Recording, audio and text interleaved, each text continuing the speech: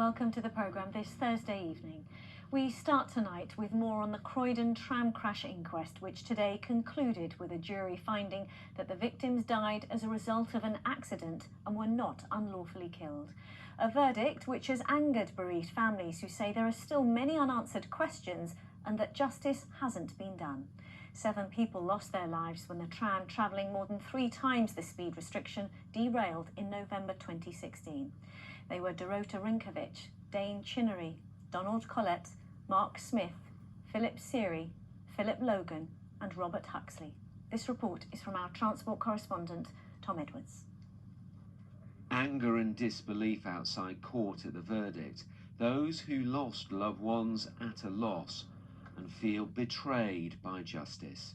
I have a 3-year-old daughter that will never meet her grandfather because of this accident.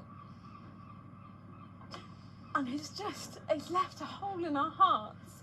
He was a big part of our family. And our family's never been the same since. It's a shambles. Absolute shambles right from the beginning. Before it even started, it was a shambles. Evidence has not been heard that should have been heard. That evidence that hasn't been heard could have made this decision a total different decision than what we've got today. Marilyn, anything you want to add? I'm absolutely disgusted, absolutely. 7 people died in the Croydon tram crash and their families have waited 4.5 years to find out how it was allowed to happen. Jean Smith lost her son Mark that morning. He was 35. Like all of the other passengers, he was on his way to work. She has found the inquest process unfair. She still has many questions. Witnesses from Transport for London and the tram operator, TOL, didn't appear. Can't understand how 2 of 3 biggest players in that room, which is TfL and TOL, we've not heard one witness from them companies. No tram drivers, no controllers, and no management. It just feels so unfair, so unjust. Do you feel let down by the system then? Oh, big time, big time.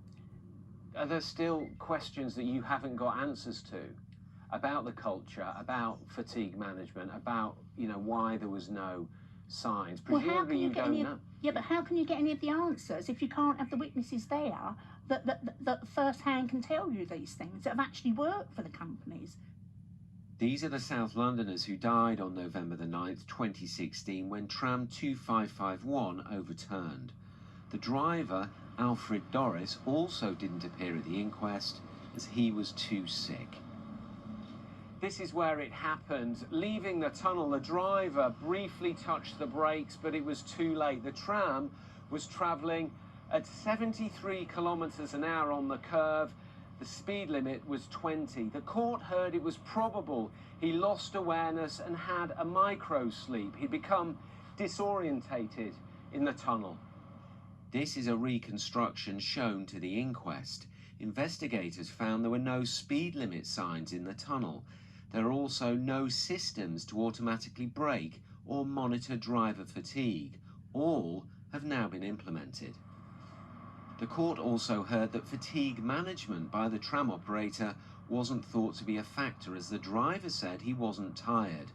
But investigators found in a survey 3/4 of drivers thought the company's fatigue management was poor or very poor. Critics say there were systemic failures. Is there a problem, do you think, systemically with fatigue management at TfL? Oh, without a doubt, sadly there is. On the tram, we know a series of things. There's obviously the Sandilands crash where the driver had a micro-sleep, most likely. But we know that 5 other drivers in the 5 previous years had been either sacked or disciplined for falling asleep. And we found that out during the inquest. Just 10 days before the crash, there was another incident on this corner where a tram nearly overturned and the emergency brake was used. A passenger complained, but it wasn't properly followed up. Drivers were scared to report incidents because they thought they'd be disciplined. investigators found that on at least 9 occasions the emergency brake was used on this corner. Management knew nothing about it. Questions that need answering by the people that were actually concerned are missing, and I want to hear that. I want to know why they came to them conclusions. I want to know why they let that happen. Do you think you'll get justice? Not in this inquest, I don't think. Do you want more? Do you want a public inquiry? If possible, yeah. The families still think they haven't got the answers to all of their questions, and they still want to know why warning signs weren't acted on. For them, this isn't the end. And we can go live now to Tom, who's in Croydon this evening. Of course, Tom, this had been a day that families had waited so long for. Yes, and a lot of people regard this as the forgotten tragedy, and I think we have to remember 7 people lost their lives going to work here on the way to work tragically, and were extremely hurt and died in what happened. Let's speak to Sarah Jones anyway, who's a local MP. What do you make of what's happened here today? Well, firstly, my heart goes out. All our hearts go out to the families.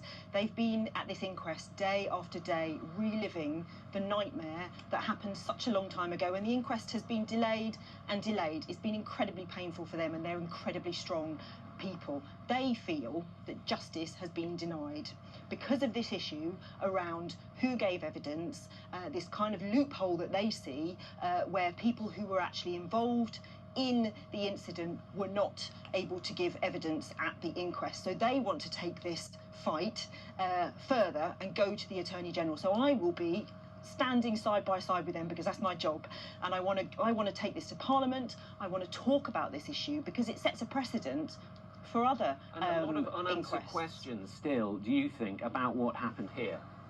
Yes, we had the Rail Accident and Investigation Branch report, which highlighted a lot of things that needed to be fixed. Many of them have been fixed. We do have the braking systems in place, and we do have different systems in terms of drivers and shifts, and a lot of things have changed. But of course, when you have an inquest with a jury, and the jury don't get to hear directly from people who were directly involved, of course the families are questioning that outcome, and they want to see justice. They you know, we're never going to bring their families back, and it's always going to be a tragedy for them, but they want answers, and they don't feel they've got them yet. So you think there will be another inquiry?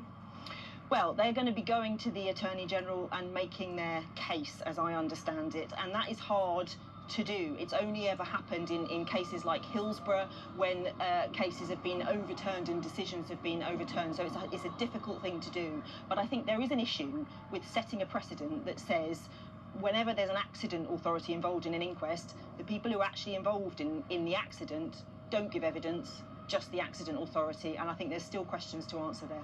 Okay, Sarah Jones, thanks very much. We have got a statement from Transport for London.